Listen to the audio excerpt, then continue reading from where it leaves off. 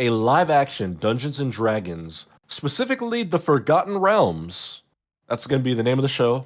Uh, is in the works at Netflix from Sean Levy, Drew Crivello, and Hasbro.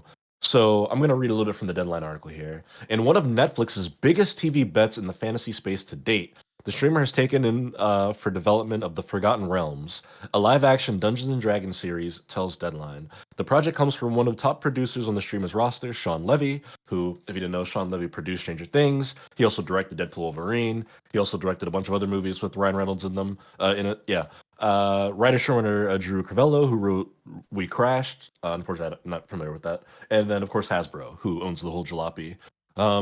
Greg, a couple things, obviously Dungeons and Dragons is a hot IP. You talk about IP that are old as dirt and Yeah. has somehow just only gotten more popular as time has gone on, Greg. I mean, I remember back when you were a kid, it wasn't cool to be in a D&D. It was Now not. everybody's into it. It was not. Yeah. Now it's popular and mainstream. We got a movie about it with Chris Pine and Michelle Rodriguez that didn't do too well, but was fun. I watched that movie on a plane a couple months ago. It was decent. I watched it on a flight to London, and I was like, you know what? This ain't half bad. It does, it's a lot of cool references to the actual game of D&D, but it's like a cool little adventure. I like it. You watched it as it was intended on an 8-inch non-HD screen. Hey, whoa! My iPhone 15 screen is very Okay, sometimes you watch it in the seat and it's No, like it an wasn't on the 8-inch. seat. Yeah. No, I downloaded it on Prime Video to my phone, and I watched it on my screen like this. Good movie, fun movie. So something specific I want to talk about with this, Greg, is that it's the Forgotten Realms, which me and Greg we're gonna get a little nerdy here. The Forgotten Realms is a specific like D&D world. It's probably the most mainstream. It's the one people know about. Baldur's Gate is in the Forgotten Realms. Faerun, the Sword Coast, all that stuff. Neverwinter. That's all the Forgotten Realms. Forgotten It's like your Realms, standard fantasy, generic, straightforward D&D. If you ever Renaissance fantasy is how people have described it to me over the years, right? And then you have other offshoots of different realms with different aesthetics. This is the most popular one because when people think fantasy and they think the high Renaissance with the poofy shoulders and magic and fun, that's what it is. Yeah. Yep. That's the Forgotten Realms. So they're making the show out of it to be called the Forgotten Realms. Couple things, Me personally, Greg, I don't know if you know this about me. I have gotten, since the pandemic to now, I have gotten extremely into Dungeons and Dragons to a concerning level. In fact, in just the last couple of weeks, I've acquired books, Greg. I bought the 2024 source books. I have the player's handbook and the monster manual. I DM a campaign for friends monthly, but we're going to start playing twice a month because that's how much I want to play. And it's great. It's a fun time. And our world is not in the Forgotten Realms. Our world is in a world that I created because I have to be in control of everything always. But I think that what's cool about this is that one, it's the Forgotten Realms, which there's a lot of cool material there. Mm-hmm. But the fact that it's Netflix, we know that Netflix is more than willing to throw $50 million an episode at a big budget project. Now, obviously, like D&D, Greg, doesn't have to be big budget every episode, right? You can have the episode where they just are brawling in a tavern or running from guards in a city or through the woods or chasing a bear or something, and then maybe in the season finale they're fighting like an ancient green dragon or something.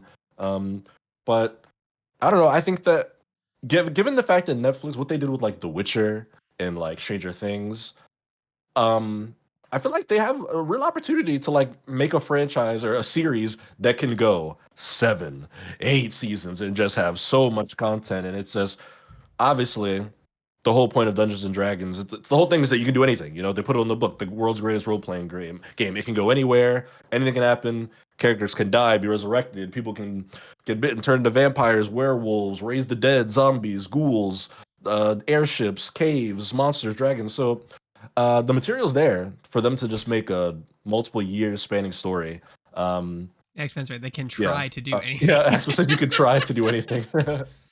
Depends what level they start the series at. Yeah, I don't know if they'll get that big into it. It's funny. Before I watched the D&D movie, Greg, I saw this movie like 2 years after it came out, and I apologize for that. I'm part of the reason it's not getting a sequel. But I think my prediction for that movie was that it was going to end and they were gonna do a Lego movie thing where it ends and they zoom out and it's just like people playing a game on the table. Like it would just be like, Oh, that would be you know, the fun. first episode of Stranger Things is just they're just playing on the table and they're like, oh, damn it, Morgan. I thought that's how the Dungeons and Dragons movie would end. We'd see like a bunch of kids at a table playing, but you could do that with the show. Maybe the show starts off and it's like a bunch of people sitting at the table and they're like, all right, guys, so blah blah blah, here we're gonna go, and then zoom, you're into the world, and maybe it's like a every so often you pop out. It's like an isekai thing. Lucci Dober's jumping in, says, hello, is there even a single one good D&D movie? Yes, it just came out a couple years ago. It's called Dungeons & Dragons Honor Among Thieves. Yes, it's called what's it called? It's called the what's that movie I told you to watch? It's on YouTube. Oh my god, now I can't remember it. It's on YouTube. I'll know what it's called in a minute. I'll figure it out. Hey, speaking of YouTube movies, this is gonna be the most off-topic thing I've ever said. I know we got a good amount of people in the chat here, especially Axeman. I know you like to watch random stuff. If any of you were interested in a random independent horror movie, watch Milk and Cereal on YouTube. It came out last year. It's called Milk and Cereal, but the cereal is spelled like serial killer, like with an S, Serial. It was like this independent horror movie that was made by like this comedy like group, this comedy sketch group. We always talk about the pipeline from comedy to horror. It's very creepy, and it's short, like an hour and like 10 minutes.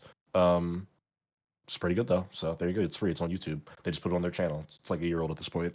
Anywho, yeah. I mean, obviously, it's like they'll try to do certain things, and who knows? It'll come down to obviously what the story looks like, who's in it. Cravella wrote the pilot, serves as showrunner. He's trying to see if they had any information like how long this show had been. Yeah. Yeah, we don't know. But I don't know, I'm interested in this, Greg. You like fantasy shows. You talked last week about how much you love Rings of Power. Do you get excited at the idea of a Forgotten Realms TV show? Are you ready to invest in a group of adventurers? Maybe a quirky bard, maybe a wisecracking barbarian, maybe a smartass wizard, you know? Are you excited to fall in love with a group of misfits? For those of you watching, if there's a movie on YouTube you can watch from Dead Gentleman Productions that was made over 15 years ago called Darkness Rising. And I'm playing the trailer on our stream now. It's a very low budget film, but oh my god, is it great. Does it encapsulate everything that D&D is, both in the world and outside of the world? Because basically you're at a table, people playing this game, and they go in and out of the world when they're playing, and they play their own characters. I don't know why they've never done this. Like, to your point, down, I thought they were going to do that in D&D 2 and the movie too, but they didn't. This is a fantastic movie. It's free. You can watch it on YouTube. Watch it, Donovan. You'll love it. It goes. I think it's like D&D second edition or third edition at that point, but it's very good. It's very good. It's funny. The writing's amazing. The acting's amazing. The studio that did it, the friends that did it, like went on to do other things, but it just never really got the same. This is lightning in a bottle, right? It never really got the thing. But like, this was like the best D&D movie I've ever seen in my entire life. Just to show you that you can spend $200 million on a movie and it can still be like okay. You know, like production was great on that film, I thought, but like this one is fantastic. Everyone should watch it. Darkness Rising. I don't know, like fantasy stuff I love fantasy stuff. You know, more fantasy, good fantasy, right? That's the whole point. But the thing is, I think with D&D, you have to be very careful. Same thing with Magic the Gathering, right? It's such a bombastic, fantastical universe. Like trying to sell people on how this is a world that actually exists without it being just completely overly ridiculous is tough. It's very tough. I mean, I think it's okay for it to be ridiculous. I don't know. I think there's a balance there. I mean, I don't know if they're trying to convince you that it exists. I think to me it just comes down to like buying in. You know, it's just the will. It's if you're down to like accept and enjoy what the movie throws at you. I mean, D&D has the gelatinous cube, you know, which is just literally like dissolving a cube of evil gelatin that just like flops around a cave like a fucking cool math game. But it's cool. It's fun. You know, it's the danger. It's the triumph. It's the excitement. Axeman says, Viva La Dirt League just uploaded episode 223 of their D&D campaign, which features green screen segments acting out events from the game. Yeah, that stuff's fun. I'm into all that. I've gone all the way down the rabbit hole, crawled out, gone back down, and come back out again. Seems like Jumanji and Neverending Story all in one. Yeah, that's fun. That could also be cool if it's like an isekai thing where they get like sucked into their game, where it's like they're playing it at a table or something, and then there's like some magical D20 or some shit, and they just get like, yeah, that could be fun. I'd be down for that as well. All right, Greg, I'm gonna open the 2024 D&D 5e Monster Manual to a random page, and whatever that creature is, we're gonna decide if you would have been able to defeat it or not. Are you level adjusting? Um, And then your answer is level adjusting? Question mark. Come here, boss. Come here, Sage. Green Sadie. Hag. How do we all think Greg would fare in a fight against a green hag? Probably not well because almost all my Probably not characters are well. No. utility based, and like they're not, because my least favorite part of D&D is the combat. So I always make wonky characters that have like really weird role playing Yeah. abilities, like color spray or something stupid that would not really help anybody in any situation. Yeah, this thing would So probably fuck you up. I probably think bad, probably bad.